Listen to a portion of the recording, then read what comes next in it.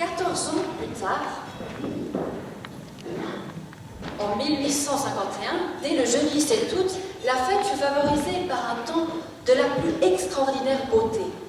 Nombre d'étrangers se pressaient déjà la veille sous les délicieux ombrages de la vieille église de Saint-Martin et dans les poétiques sentiers de la promenade des Bosquets ou près des marronniers touffus de la promenade de l'Aisne.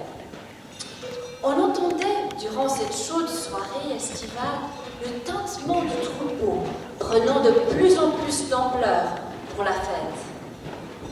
La participation des armaillis fribourgeois, maintenant coutumiers depuis 1819, réserve ces chants traditionnels au public de la fête.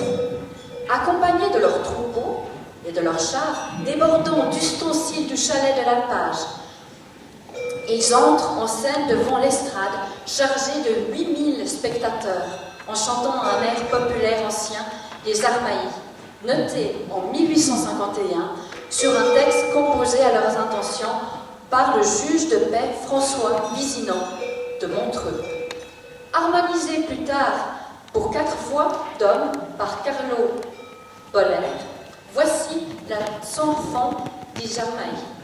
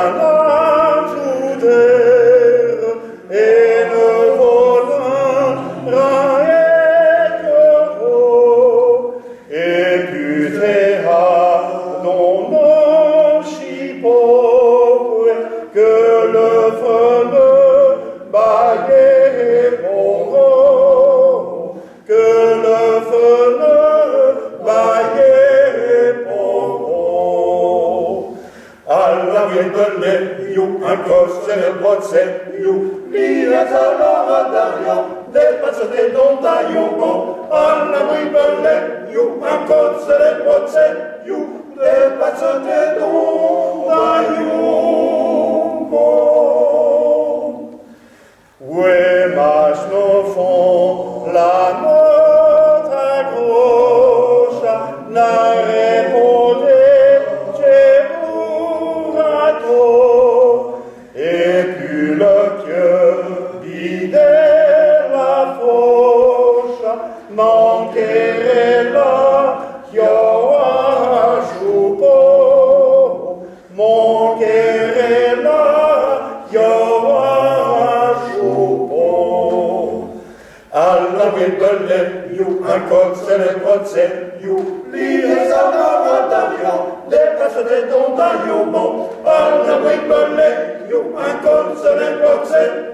des passes des dons,